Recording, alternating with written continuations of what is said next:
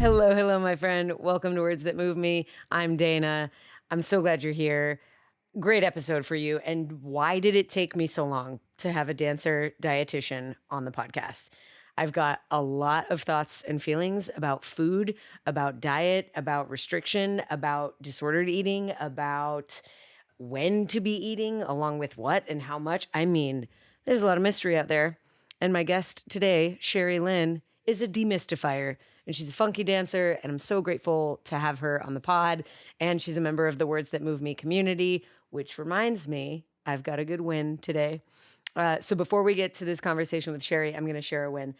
Sydney Richardson is a Words That Move Me fan and Words That Move Me community member for years now. I watched her enter the dance program at UCLA as a freshman. She is going to graduate this year. And I saw her, she co-produced a show last night at UCLA and performed and choreographed a piece and was absolutely heartbreakingly beautiful. I will cry just thinking about it. Sydney Richardson, seeing you do your thing and supporting you in doing your work is a huge win. I am president of your fan club. Well, I probably share presidency with your mom and with Riley Higgins and the rest of Whittemcom who love and adore you. But you really showed them how it was done last night, and I was inspired. I'm counting that a win. Thank you, Sydney. And thank you, Words That Move Me community, for existing. If you're interested in whatever the hell it is that I'm talking about, I run a coaching community. It's called Whittemcom, aka the Words That Move Me community, and Sydney is our MVP right now. I'm super stoked on you, Sid. Thank you for the invite, and it's a pleasure to see your work and support you along your journey. All right, that's me. That's what's going well in my world. Take it away. What are you celebrating?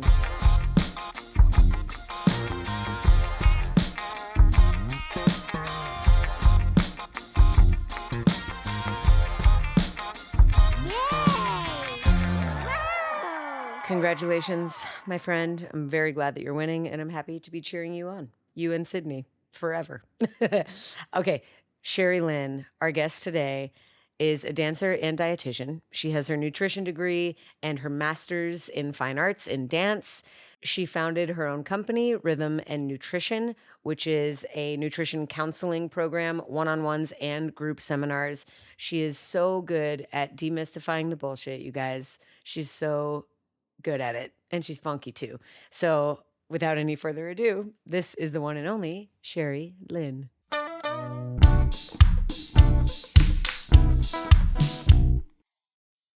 That's gonna make more sense later. Okay, great. The transition into it can be interesting because we've been filming for what, like 2 minutes? Okay. Sherry, welcome to the podcast. Thank you so much for being here. I'm so glad to be here. Truly. Long time coming. Yes. Well, I'm long time, but more so just like excited to be hanging out and like talking with in you. Person, in human flesh. Yes, we've been orbiting Yes. each other's digital worlds for a while. Yeah. But you're my first dietitian dancer on the podcast. Yay. And as a person who is on a fitness journey right now, I am thrilled to have you, and I'm excited to hear. I mean, I know it's burned out, but the tips and tricks and tools and techniques, I'm a sucker for them. I love them, and mostly because I want as many as possible, so that I can pick the ones that work for me. I know that there are billions, and especially when it comes to diet, it's so personal. Yes. So I want to hear all that there is, so that I can refine and define what might work for me. Yes. And for you, listener, viewer, as well. So super excited to have your time and talent today. Thank you. Go ahead and introduce yourself. You know how this goes. Yes. So my name is Sherry Lin. I am a registered dietitian and a dancer. I am from Chicago, Illinois. Yes. And I've been a dietitian for 13 years. And Wow. so I've done everywhere from clinical hospital as a clinical dietitian, homeless intervention in the west side of Chicago, to going to grad school, working with the School of Music, Theater, and Dance at the University of Michigan. Cool. So getting to work with dancers and theater kids Yes. and opera singers and musicians. So really understanding as a performer myself, but also working with artists of all types. Right. So, yeah.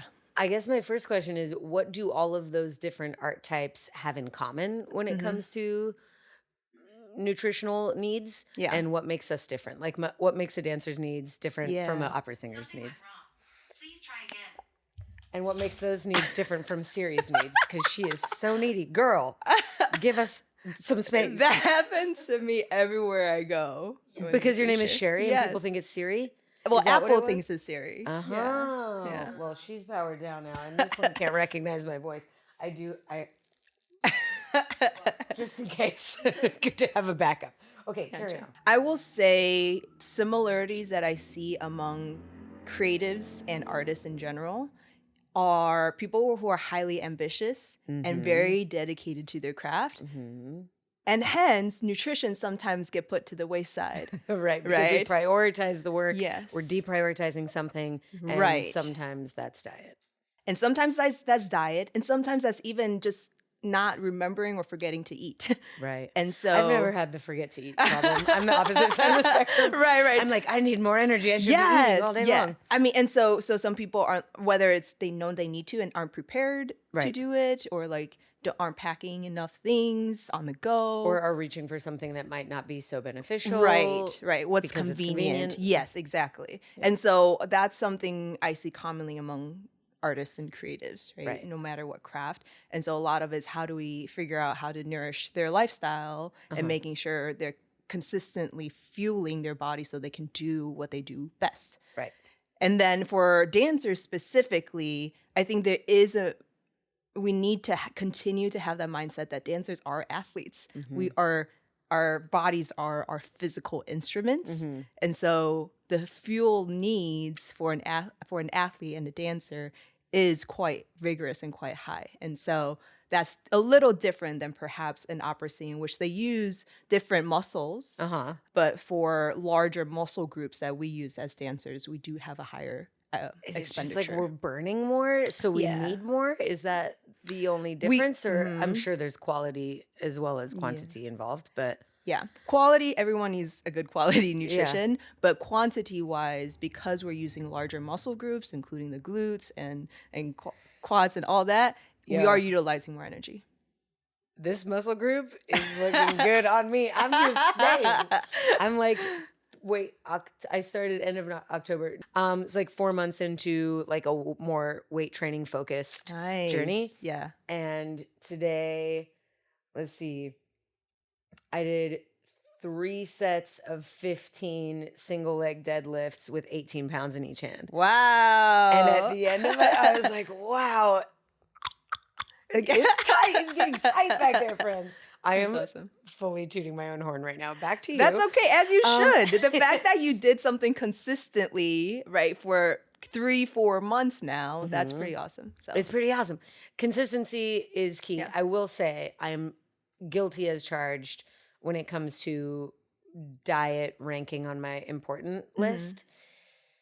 For me, one of the stories I've had to undo for myself is this I'm a grazer attitude.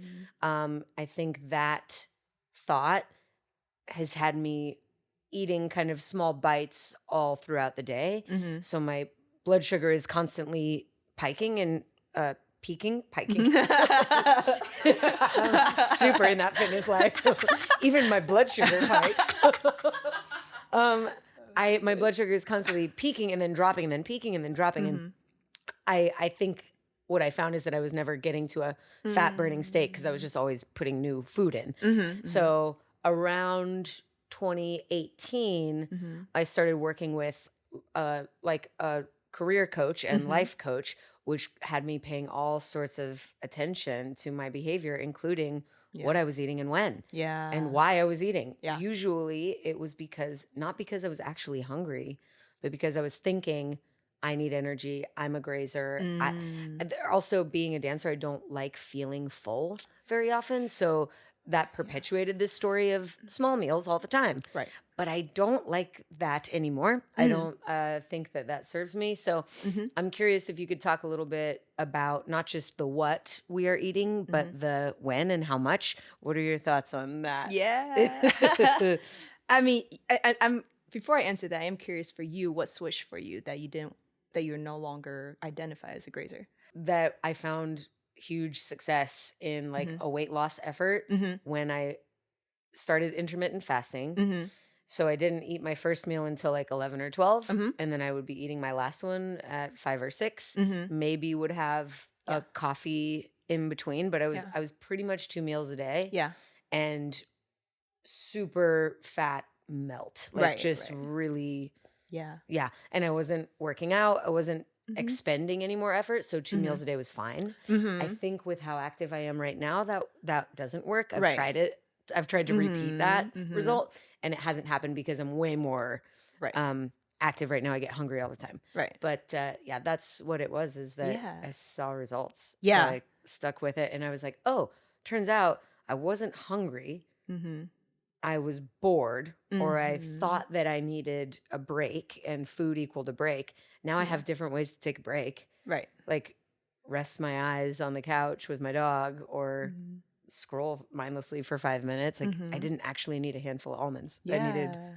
to sit down. Yeah. You know? Yeah. Yeah. Yeah. So, couple of things with what I heard is that it worked in what your goals were for that season in your Yes. life, and you weren't as active, and so your lifestyle was different than Correct. perhaps before, Yes. right? And so, to answer the when, I think it really does depend on Lifestyle.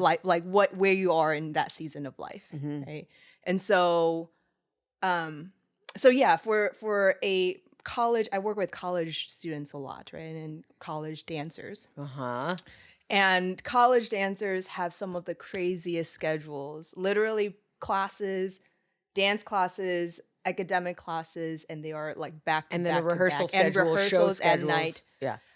Yes. So, And then partying. right, and then still Social make schedules. exactly. So, like a college student, I would want them to have 3 meals and snacks, 3-4 snacks in between. Okay. So, like they need to be fueling throughout the day because So that of brain doesn't fog, so that body Yes. doesn't. Right. Yeah. Right. They have 8:30 ballet. Like I went to grad school for dance at University of Michigan, and Yes.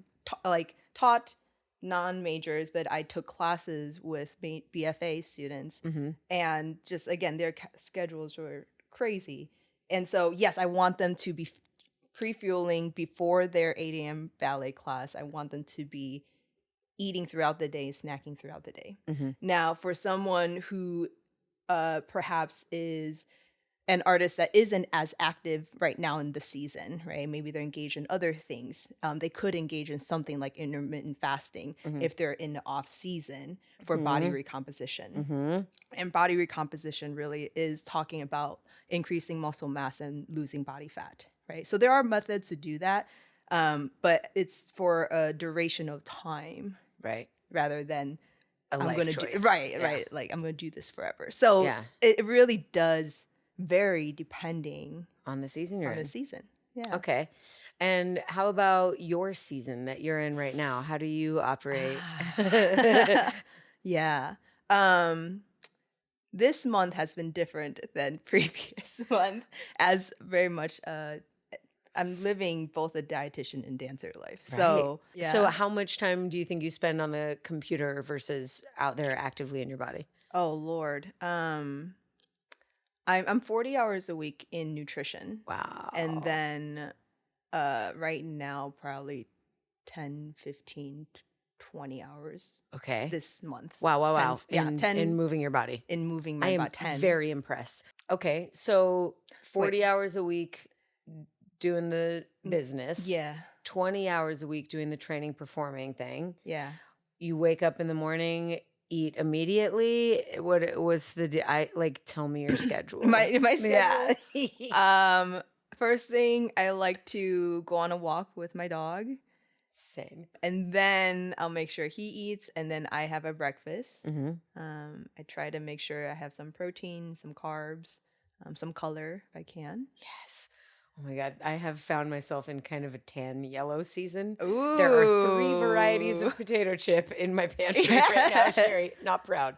But we're back. Yeah. Keep going. But we'll get back to that, like color eating. Yeah. color and I live for seasonally. it. And then I usually work. So I work 20 hours in my business and 20 hours I'm at Cal State LA. I'm Ah. their dietitian at their student health center. Oh my God, I didn't know that. Okay. Yeah, so that's been about almost a year coming Nice. up. And so I love working with college students, but also the students at Cal State LA are Yeah. like just phenomenal. Cool peeps. So yeah, good I didn't people. realize you were actually like on site at school doing the thing. So yeah, this is a kind of a newer gig, I guess, just this past year, and I love it. I wanted to find something. One thing I learned about me as an entrepreneur and business owner is I like the creativity and the fluidity, Mm-hmm. and I still need that An stability. anchor, An something anchor. that happens all the time, no Yes, matter what. that can, and so that allows me actually more room for creativity. Nice. I So, agree. yeah. I feel similarly. Yes, Mhm. yes. So, so I work during the day, have my lunch break, and I'll make sure to have a full meal. And then afternoon around 3 o'clock, I'll get the snackies. I'll Yeah. eat a snack. Uh-huh. I try to balance my snack with a protein and a carb or color. Uh-huh. And then I'll have dinner. Wait, actually, yeah. And then I have practice. I either have dinner before wushu. I do train in martial arts wushu so I do that, or dance and practice, and then or rehearsal, and then I do usually have a snack of some sort after I come back for a Okay. post workout.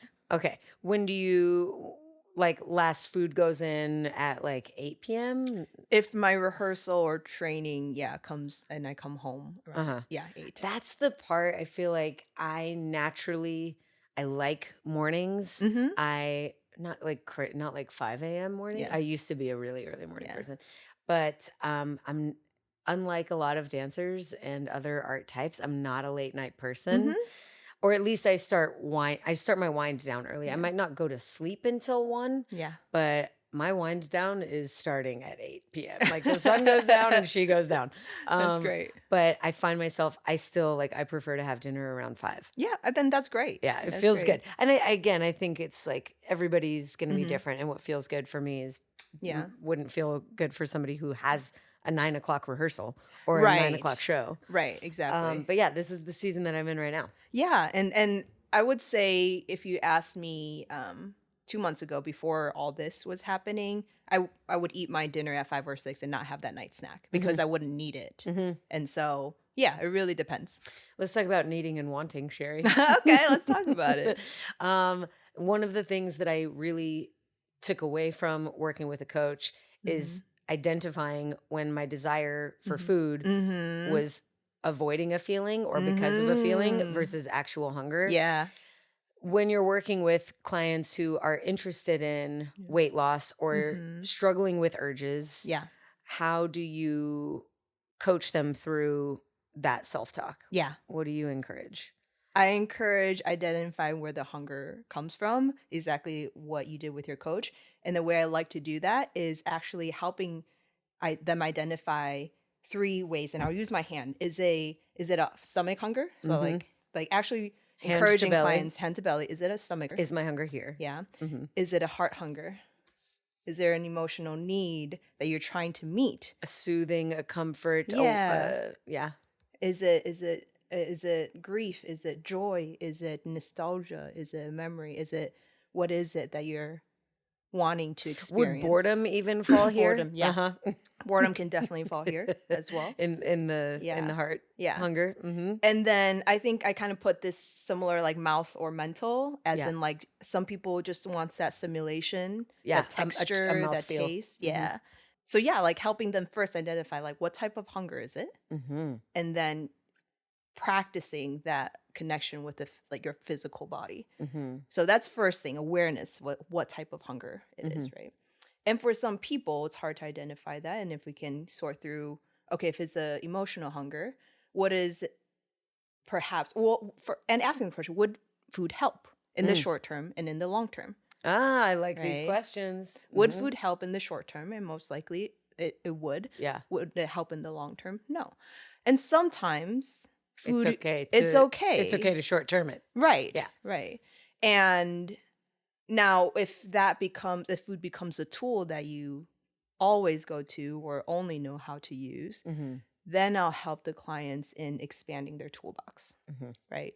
It's I like to give this analogy of like pretend you have a toolbox and you need to put together IKEA furniture with a screwdriver, Yeah. right? You need that very specific right That IKEA very tool specific IKEA only wrench. that wrench, Uh-huh. right?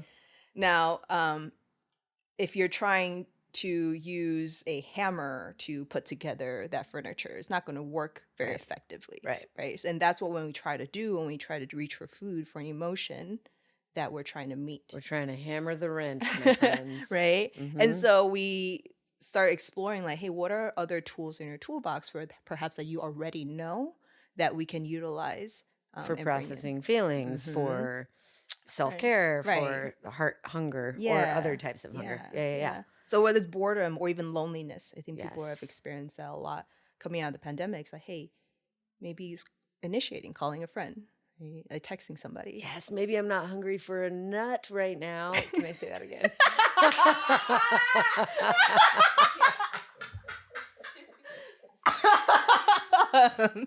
I love it. Maybe I'm not hungry for a nut. Maybe I need a friend. Or both together. Or Maybe they're the both. same thing. Motherfucker. We're gonna need to wait for the color to leave my Right, face. same. Or we're not cutting that. No. Okay.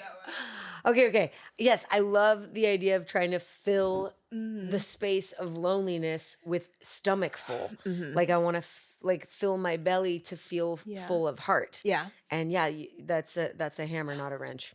A big one is trying to fill safety. Mm. And especially if I work again with clients of all different backgrounds and socioeconomic classes and traumatic experience, like so many different things, and trying to fill safety, especially if someone struggles with food insecurity growing Mhm, up, mhm. right? Like that is wanting safety and security, Totally. and sometimes that's expressed in food. Mm-hmm. Yeah, so a lot of different things. A lot of what I do as a I do nutrition counseling. I feel like 80% of it ends up being Counseling. around our relationship with food in our bodies. Totally. So, I am assuming, but I don't want to assume, do the number of dancers you see, do you find more disordered eating in dancers versus, say, singers or actors? oh, not necessarily just dancers. I think entertainment, Anybody visual arts, anyone, entertainment, performative arts, anyone visual whose arts. body is their instrument, or Yeah. I I have a few friends that really hate this, but I call it an art product. Like whatever I make is an art product. Sometimes it is a work of art, but when we're talking about my commercial work, it is for sale and it is to Right. sell something. Right. And so I call it art product. And I think when our bodies are the art product and Yeah. you're looking at it in a mirror, Yeah. revising, reshaping, Right. trying to make it as saleable as possible, then Yeah. that's why I assume that you might find that there, but I want Yeah. to challenge my assumptions. Well, there's not as much like research done among actors and comedians and all that, but for dancers, literally 40% collegiate athletes, aesthetic sports. So dance, gymnastics, swimming, wrestling have disordered eating behaviors, and 40%. 40%. I think some during pandemic it was over 50%. I'm sure. So it was it is a big challenge for many people. And because it's not talked about enough, like people kind of struggle with that internally. Let's talk about it, Sherry. How Yeah. do you identify disordered eating?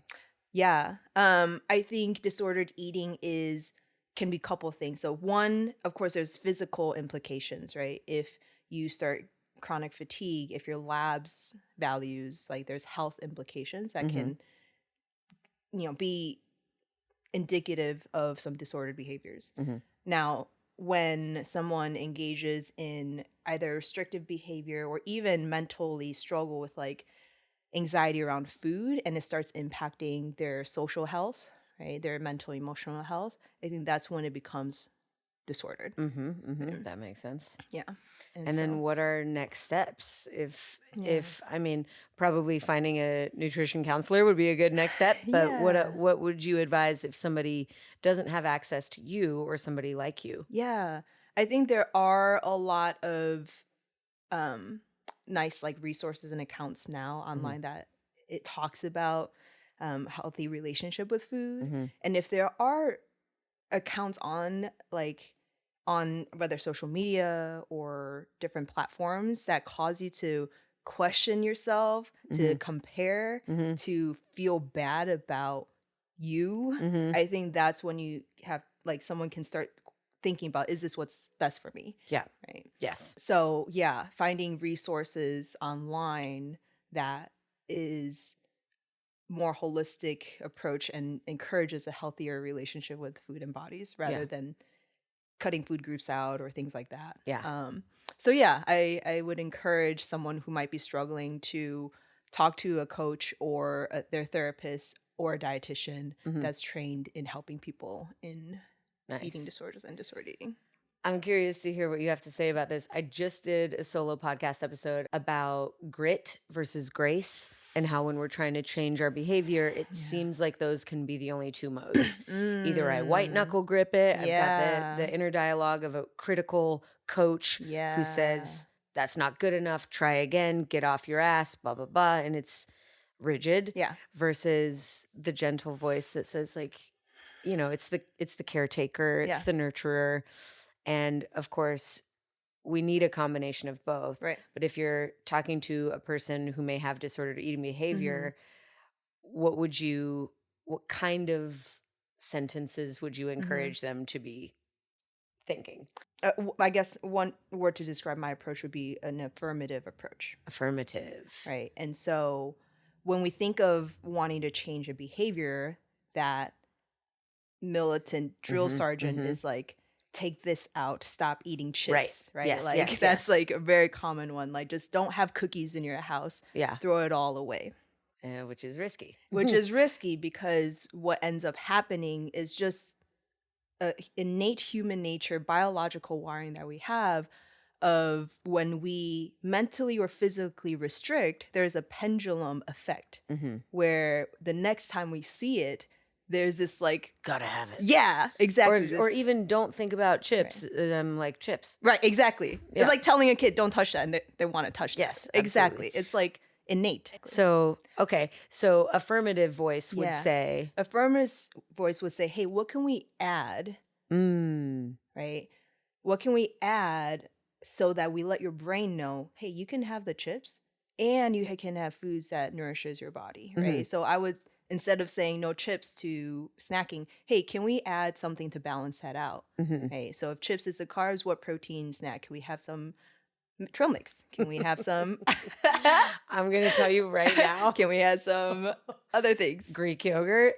Perfect. Listen, Riley knows me deeply, and we just went to Utah for the week of the fires of, evacuations and things. And we went grocery shopping once. We were only there for 5 days. And I eat kind of like a pregnant lady and or an elementary school kid. Like not uncommon for a meal for me to be like slices of cucumber with sea salt, a handful of almonds, hard-boiled egg, spoonful of peanut butter, banana. Yeah. And that's dinner. Like that's fine with me. I'm fine with that. Yeah. But we did have a snack once and I found, one of my other snacks was Flamin' Hot Cheetos and a hard-boiled egg, which on the plate is very funny to look at. Yes, but exactly. Go with me here. Yes. Greek yogurt, handful of blueberries, crumbled up, cracked salt and cracked black pepper and salt, crinkly kettle chips on top. Yes. It was delicious. Hysterical. Yes. Sherry approves. I approve. That's this it. You is heard literally it here first. Dietitian approved. Literally. But it's fat, it's salt, it's antioxidants from the blueberries. And you got your protein in there and probiotics. And, and I do think I put olive oil on there too. Okay. It was delicious, but it does look like a pregnant woman. Like somebody had a really obscure craving. But that was it. But I That had the is- chips and it was Yes. chips plus. Yes. And it was definitely nowhere near as many chips as I would have had. Exactly. if Exactly. all the other stuff was in there. Exactly. And that's the affirmative approach. Got it. When we think about what nutrition can we add rather than just what we can take out. Right. Okay? Similar example, I have a client who loves Takis. Hey, Takis. Ah! Oh, Sam, here comes the Takis. Ah! This is my emergency. I love. This is a sponsorship My for Takis. my That's ex funny. called these violence in stick form because they truly are. They're violent. That's but every time hilarious. I go to the grocery store, I get this small party size bag, and it will probably last me 3 weeks. Right. Because you can. I mean, I'm sure people can like taki, but Right. I can only like Right. taquito. Like I just put a tiny little bit. Right. Yeah. But like for how I helped this client move from like 4 bags of those to 1 of them. or 4 of them is like, hey, what can we add, right? So Let me tell you what. cucumbers and Takis Greek yogurt. and Greek. Exactly. I am also criticized for being kind Yeah. of cold and wet. Fine. But that really is my world. Like Yeah. avocado, Right. Right. hard-boiled egg, Yeah. yogurt, like Yeah. cold and wet. That's oof, it's for me. Okay, so Yeah, that's gorgeous. So yes, And you wind up achieving belly fullness. Yes. Oh, that is another thing actually during that time when I started working with a coach for the first time. Weight loss wasn't my primary focus, but it became one of them because I learned like, oh, it's all how I'm thinking and feeling, and that is what is leading to my behavior. And so much of my thinking was centered around food. As soon as I got my schedule for the day, my next thought was, when am I going to eat? Where am I going to eat? Am I Yeah. going to be am I going to be hungry? And the chatter, the Yeah. fucking chatter. So one of the tools that became helpful in clearing up some brain space was a hunger scale. So on a scale of -5, -5 being like, I'm really hungry. I'm starting to get bitchy. I might see stars if I stand up too fast. Yeah. I tried to never let myself get to -5. -4 is where I eat. -3 is when I'm like, okay, I need to be wrapping up what I'm doing right now so that I can get to food or start preparing the food or whatever. And then on the hunger scale, oh, by the way, -5, I explained. -4 is like my stomach is talking. You can hear it out loud. My mouth starts to taste a little bit different. Like that's -4. I'm eating at -4. And then I'm only eating to +4, not +5. +5 is I have to undo my pants. Right. We've all been there. Yes. +4 in my mind, the way I could clock it, because I've got this like dancer training, is if I were on set and they called, okay, that's 30 minutes. Like we're back on set in 30 minutes. I could dance. Yes. So I got really good that year That's at not impressive. overeating. Yeah. Because I had this new way of measuring Yes. when I was actually hungry and when I was actually full. Yeah. So my rule was like, I was a pretty hard no on snacking. If I was not -4, food did not go in. And if I was at +4, that's when food stopped. And whether or not I had had my sweet thing, whether or not I had finished whatever was on my plate, that's Yeah. another thing. I come from a clean plate club house where we were trained to like finish our food. Right. And I had to rewire that as well. Yep. Like it's either going to go in the trash can or it will be in the trash in my body. Like my body doesn't need it anymore. Right. And that was hugely helpful thinking. Do you have any other tools for navigating hunger? Yeah. I mean, that Or is fullness? a tool, hunger fullness scale that I use. I use from 0 to 10, but it's very similar. 0 is I'm hangry. I'm about Yes. to hit somebody. Yes. 10 is like I'm so full. I'm about to burst. Roll me Right. down the stairs. Right. And so that helps with people identifying To where like the hunger name level- those yeah, values for yourself. for sure. And try to stay within like, I'm not Yeah. getting past this. I'm not Yeah. getting past that. Yeah. Okay. And also understanding like, hey, it's not going to be perfect, right? There are Mm-hmm. days where you forget to pack something, right? And you're gonna get there. we had one yesterday. Yesterday, right?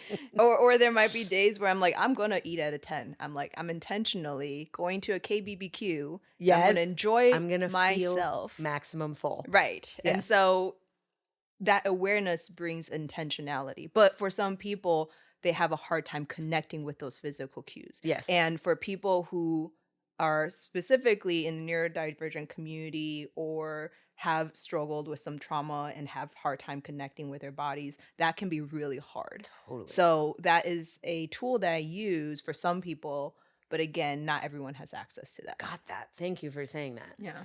I want to jump back to, before we go forward, I have some very specific questions for you. I want to jump back to something that I've struggled with, which is mouth hungry, Mm-hmm. and how I might break the cycle. I'm like a salty, sweet, salty, sweet, salty, sweet. Mm-hmm. And sometimes it can be hard for me to stop the mouth feel, like wanting the mouth feel of salty and the mouth feel of sweet. What do you suggest for mouth hunger? That's tough. Yeah.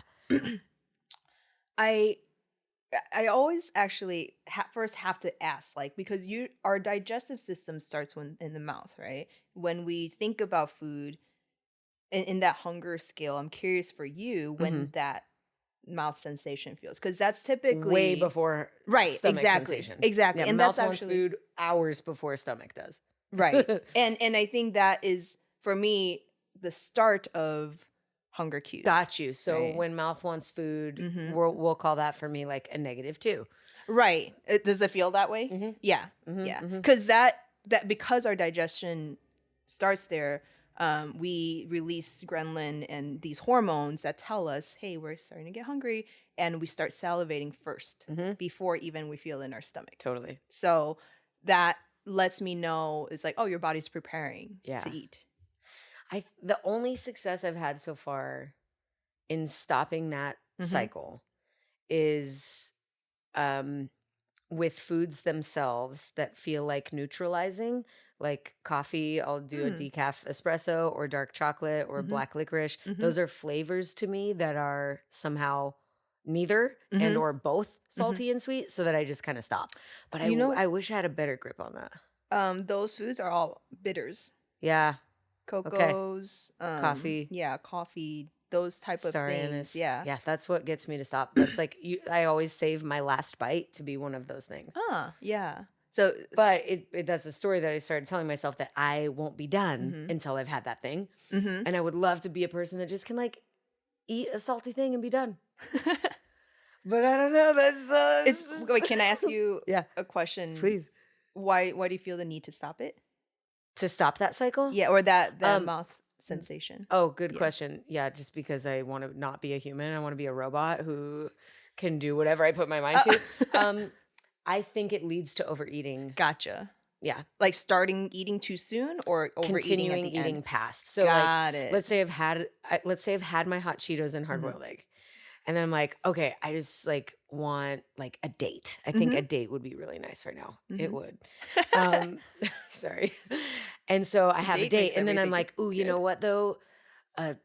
A salted almond would have gone really nice. I'm gonna have some salted almonds, and then I have the salted almonds, and I'm like, oh, you know what? Just a slice of green apple, like a sweet thing, would be really nice. And now I'm definitely not hungry anymore, but it's a flavor check and balance, Yeah. and it does stop. This Mhm. doesn't last all day. I've definitely gotten better at this, Mhm. but it's a habit that I've noticed. Have you? I'm gonna take a. I'm curious for you.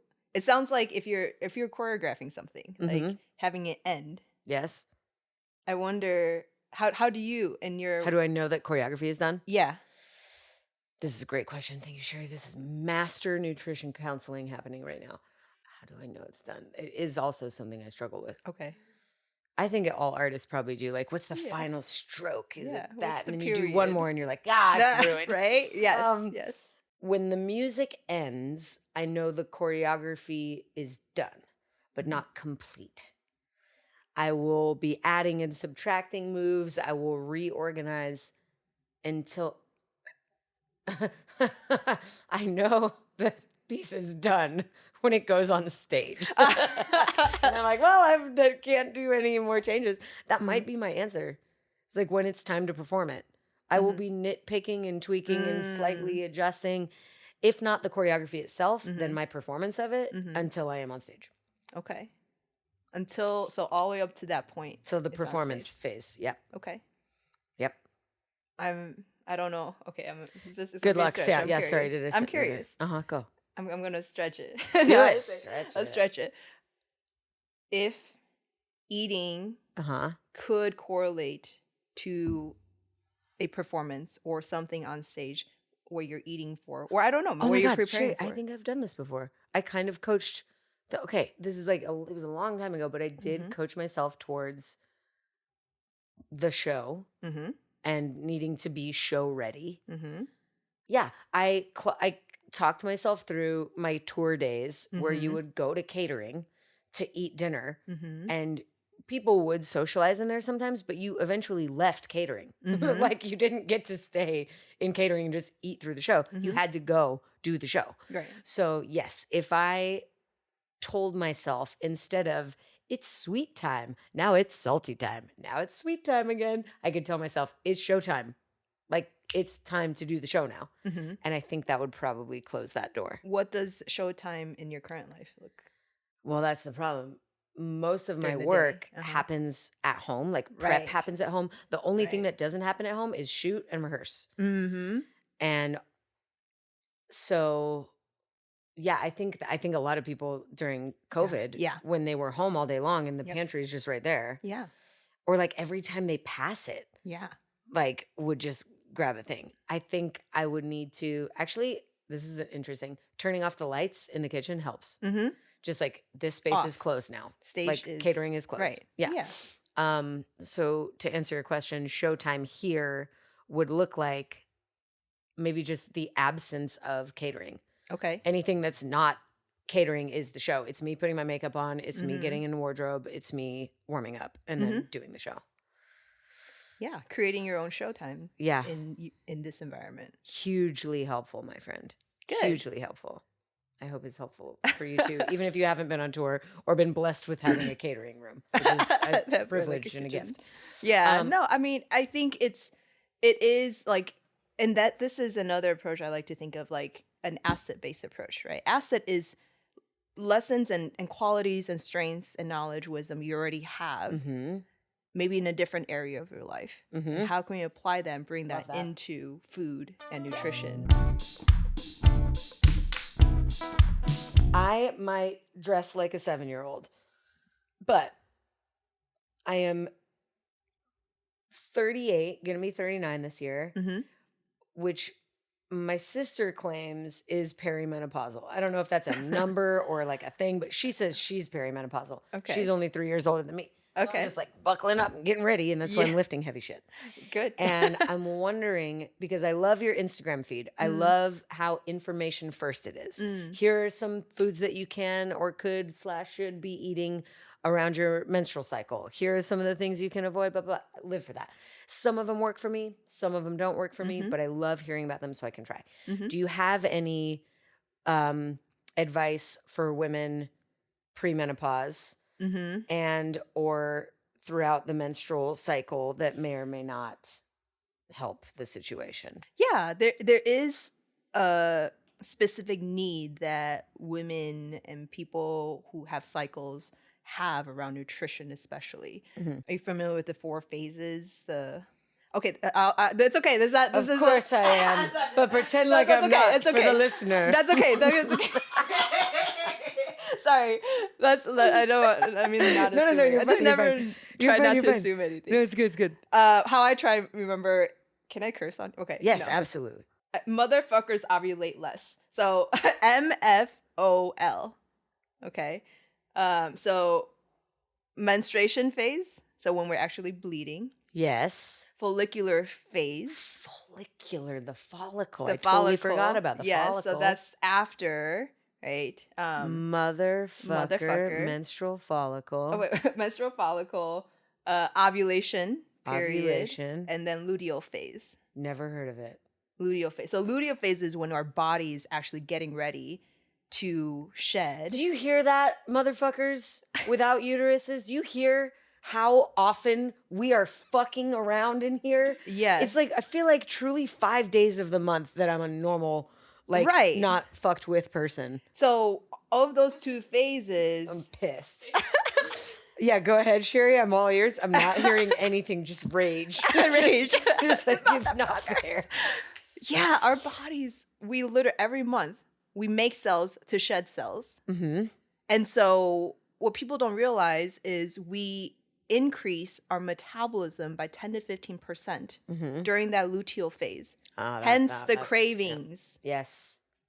It's actually a physiological, biological response. It's not just us being like emotional. Mentally right. hungry. It's Yeah. Yeah. Or like, or it's not heart hunger. Yeah. It's an actual chemical response to the Yes. fact that we're burning more. yeah. So our brain's like, you need more. Yeah. You should crave food right now. Yes. It's a physical You should need. crave Takis right now. Yeah. So during that phase, we do get more cravings. Yeah. And it's important to try to for some people they might crave more meat, right? Mhm. Or just some iron, Yeah. particularly. Foods that are higher in iron are particularly red meats, seafood like oysters. Mm-hmm. If non vegetarian iron sources could be like black beans, lentils, different type of things. Mhm. Broccoli has some, I was gonna say, broccoli's my but favorite. not the most. Iron has, spinach has a little more. Oh, good. Yeah, I like that. Too. So yeah, so there are some things, and then getting more complex carbs in there. So like sweet potato, like some starchy stuff, but Mhm. more complex would be Mhm. helpful. Okay. In fueling your body as well. So just normalizing that we need more food, I Yeah. think is really important. Yeah. Okay. Versus like resisting the craving. Resisting the Yeah. craving. Yeah. Okay, so that's the luteal. What about while you're flowing? Yeah, so after menstruation, after shedding, right? And that's just like take care of your comfort foods, like Lots of fluids, warm probably. foods. Yeah, I mean, maybe for not with cold and wet. You like cold and wet, love but cold and wet. well, during that shedding phase, Mhm. right? The mother, the Yeah. menstruation phase, right? High quality fats, salmon, Yeah. right? Warm foods. Yep. Avocado. Yes. Right? Those can be very helpful. Okay. Hot chocolate. That's me. but dark chocolate, right? Yeah. With the anti-inflammatory things that those are all really helpful. Okay, cool. Good. Check and check. Check. And then follicular and ovulation, that's actually when you have the peak energy.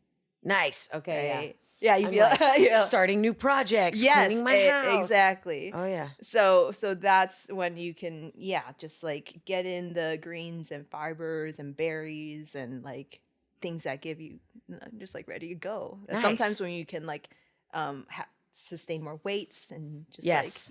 Okay. more mental clarity. Nice.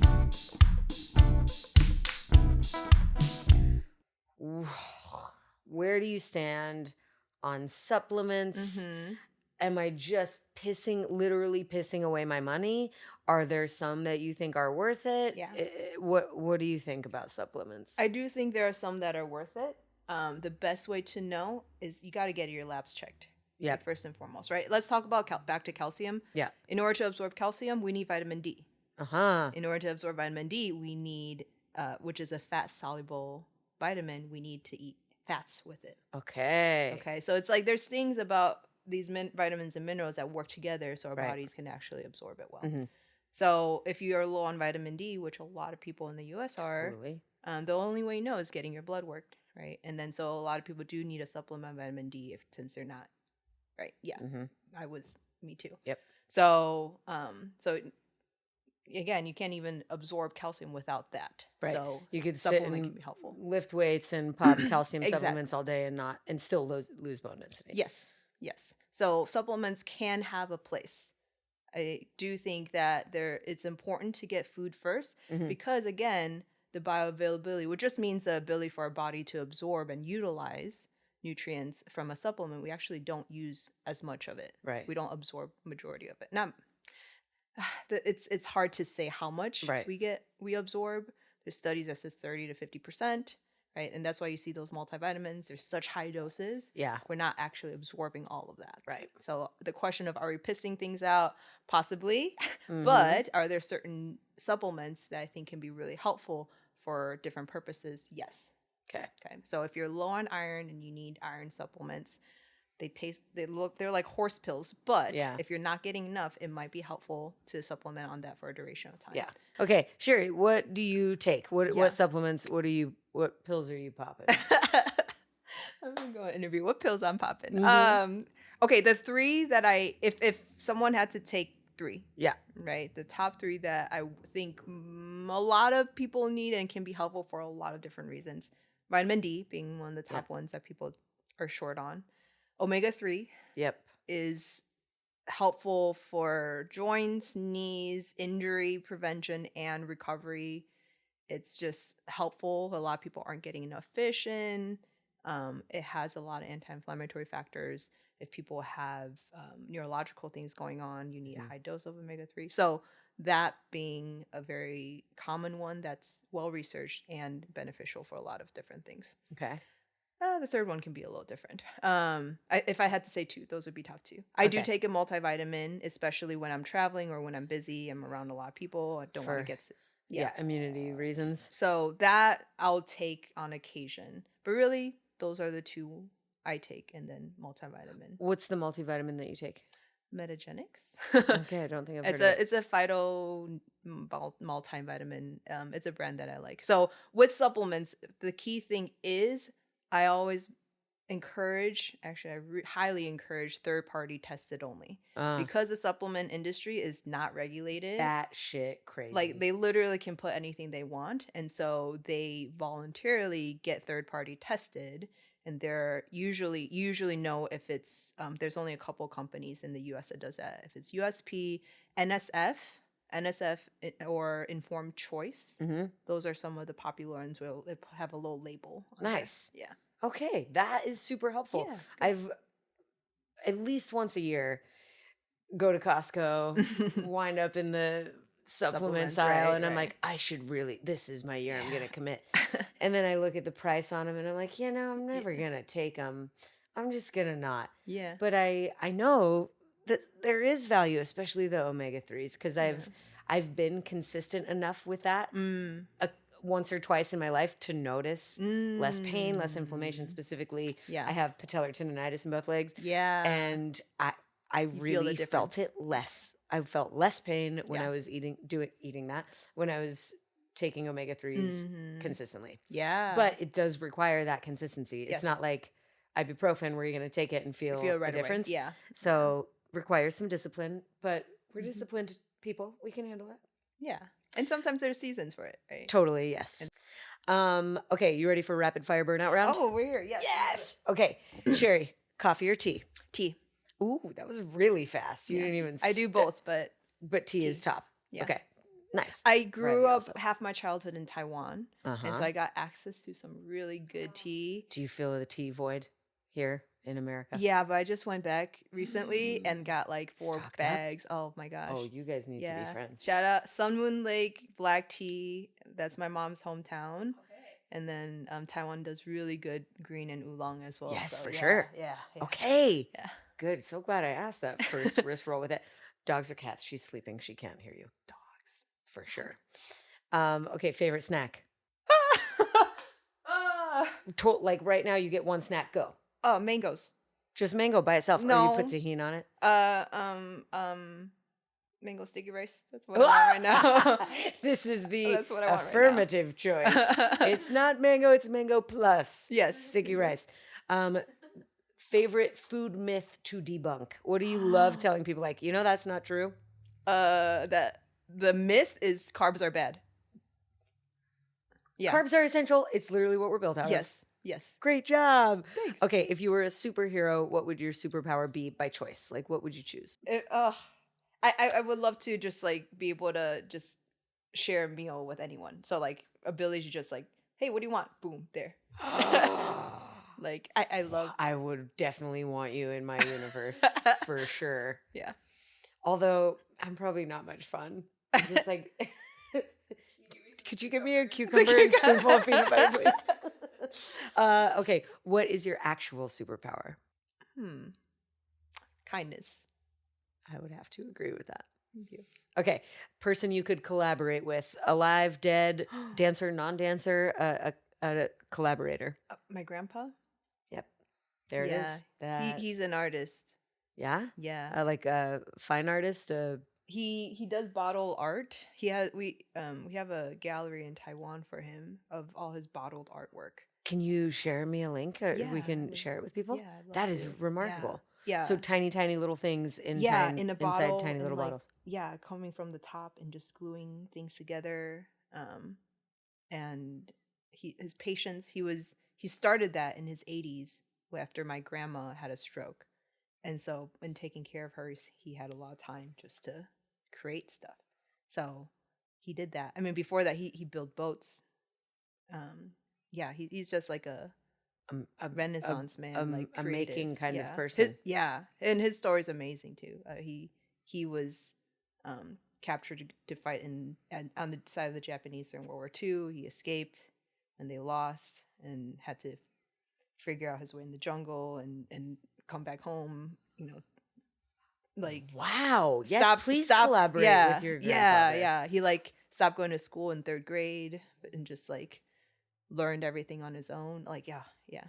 Okay, Yeah. spin-off podcast for all of our grandparents' stories. Yeah. For real, I Yeah. think it's super important. What about a favorite dance move and least favorite dance move? Okay, it's my favorite and least favorite, but I do it because I think it's like funny and silly. I just like finger pointing. Like Finger points. I love them, Yes. and I hate them when other people do it, but I love doing it because Wow, we love yeah. a contradiction around here. We really do. Actually, I love doing it. Okay. was it Byron or Samo that said any move can be done in a funky way? Mhm. Like even a kind of whack move Yeah, by yeah, the yeah. right person Yeah, yeah. can be funky. So Yeah. maybe you have you Yeah. own the finger point. Okay, final rapid fire question, Sherry, because this is the Words That Move Me podcast. Yes. Is there a guiding principle or a poem or a mantra? What are the words that move you? The single word that's been moving me recently is the word community. Yeah.